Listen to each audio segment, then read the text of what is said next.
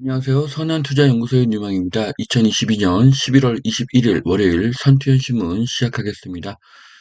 첫 번째 한국경제신문입니다. 지난주에는 코스피 금리 하락했고요. 코스닥과 환율은 상승했습니다. 자, 실거래가 역전에 공시가 내년도 공시가죠. 2020년 수준으로 낮춘다고 하는데요. 자, 공시가는 시세의 50%가 적절하죠.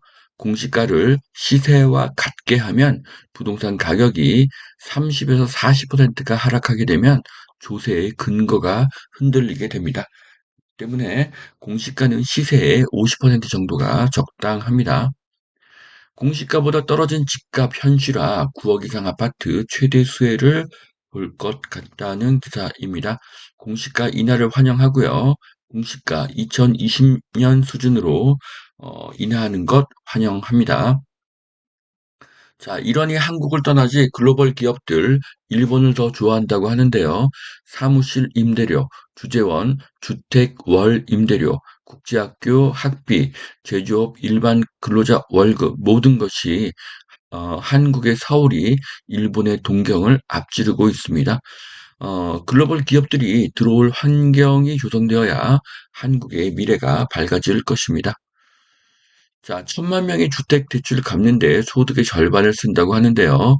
40대가 연 2,339만 원 정도를 부담한다고 합니다. 자, 소득의 절반을 주거비로 사용하는 것은 글로벌 스탠다드입니다. 해외에 친구나 친척이 있다면 소득과 월세를 물어보시기 바랍니다. 소득의 절반은 오히려 적은 편인 것을 알 수 있을 것입니다. 참으로 안타까운 것은 대한민국은 전세 제도가 있어서 전 세계에서 가장 주거비가 낮았던 나라인데요. 현재는 전세가 사라지고 있습니다. 자, 120만 명 종부세 오늘부터 발송이 된다고 합니다. 지난해보다 27만 명이 더 늘었다고 하네요.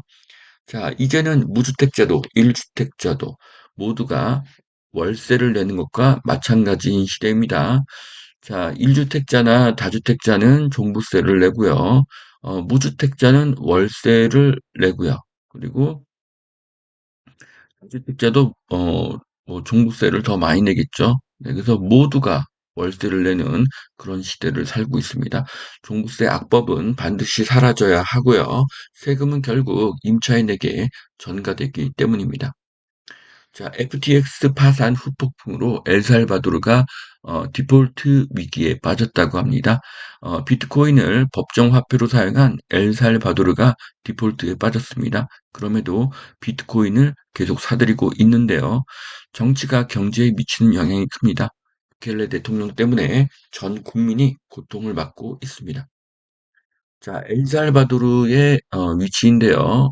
북미와 남미 그 중간에 위치한 것을 알 수 있습니다. 자, 둔촌주공 5구 제곱미터 대출금이 연봉 1억 부부는 최대 5억까지 가능하다고 합니다.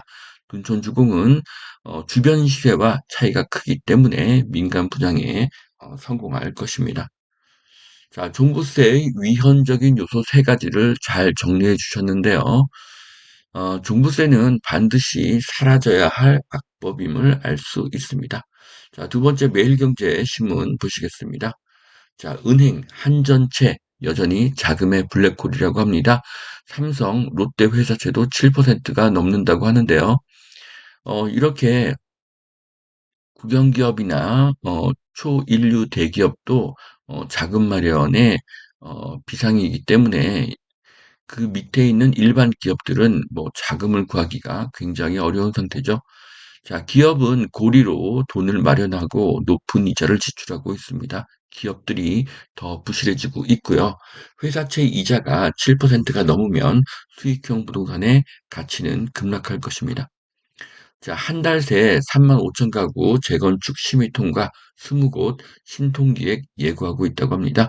자, 재건축의 빠른 그런 진행 환영하겠습니다. 자, 집값 하락의 일부 단지 이미 공시가 현실화율이 100%라고 하는데요. 공시가는 반드시 시세의 절반 정도가 적당하다고 볼 수가 있습니다. 미국, 유럽도 집값이 급락하고 있다고 하는데요. 가계의 위협이 되고 있다고 합니다. 어 부동산이라는 것은 시중의 유동성을 빨아들이는 역할을 합니다. 그렇기 때문에 시중에 유동성이 많을 때는 부동산 가격이 상승하고요. 시중의 유동성이 사라졌을 때는 집값이 하락할 수가 있습니다. 자, 금리가 오르면 어느 나라건 부동산 가격이 하락합니다. 시중의 유동성이 증가하면 부동산의 가격이 상승하는데요.